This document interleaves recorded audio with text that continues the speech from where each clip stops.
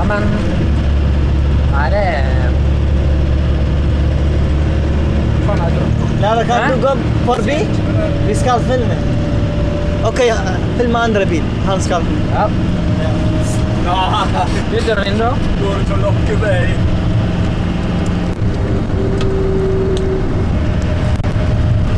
Kan ikke gjøre her i sving heller. Hæ? Kan ikke gjøre her i svingen heller. Jau da. Har du to felt? Da vil jeg over inn bussen først. Ja, jeg er med.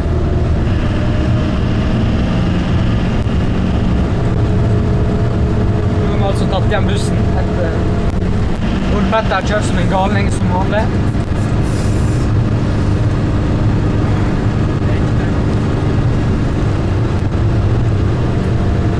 Da må vi passe ikke kåle med.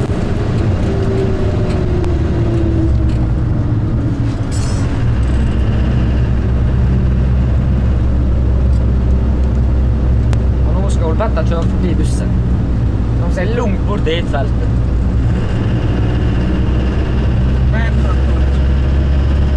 Nei. Svagt av Ole Petter.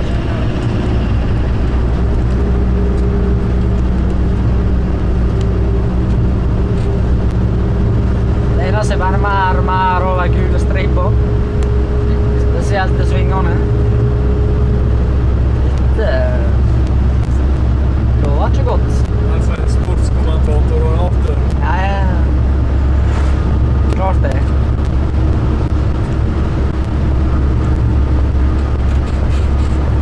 Kanskje helt feil yrke.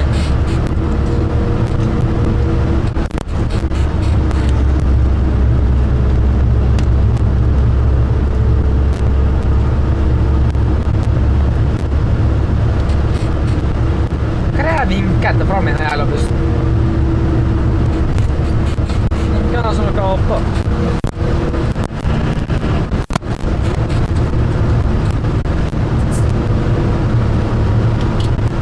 Han åter bremser mer enn vanlig. Nei, neste superbrems. Er det hengt seg opp litt av bremselys rundt om? Sikkert nok. Eller inne bremser hele tiden.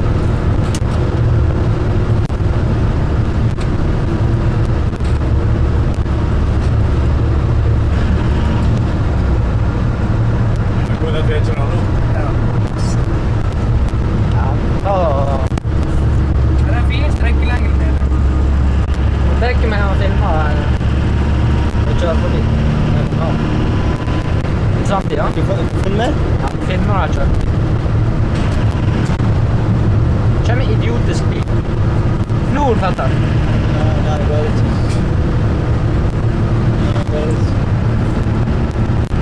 Ja, hva har det skjedd? Hæ? Hva har det skjedd? Buss! Jeg synes synd på han bil. Jeg så meg der, altså. Konge. Arthur som prøvde å lokke meg til, hæ? Ja.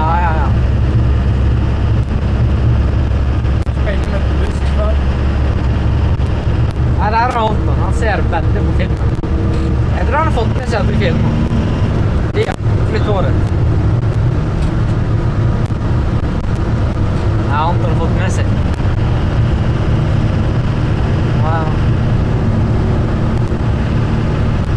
Så hva her bussen holder på den ene siden. Tett før den holder på hodet. Sånn. Se hvor lener seg også i. Hva sitt bilskilt? Nei da.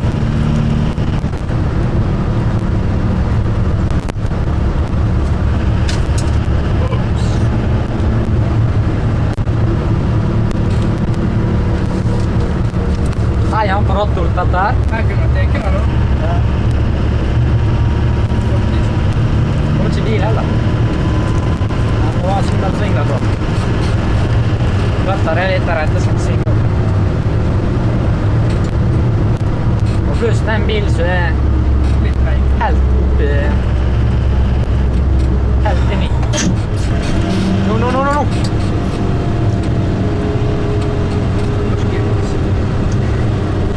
Sier.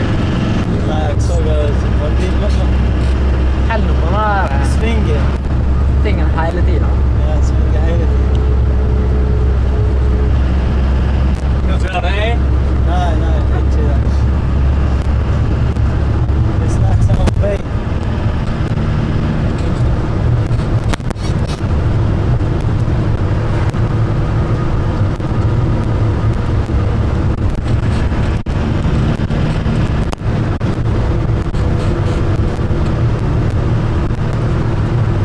Stakkars bremses her. Kjøper på tebbe. Nei, det er det. Ja.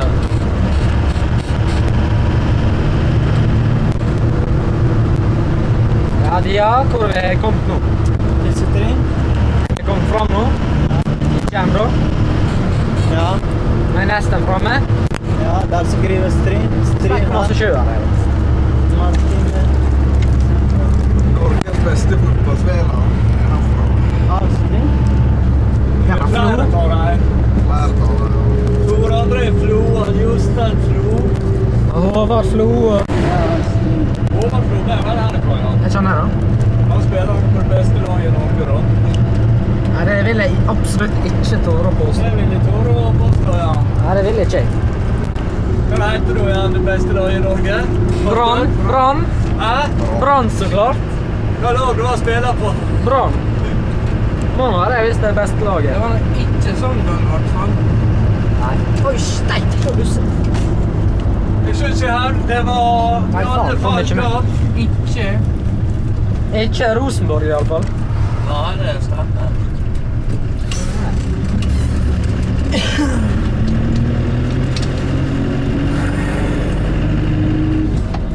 Hva står på denne jævlige veggen?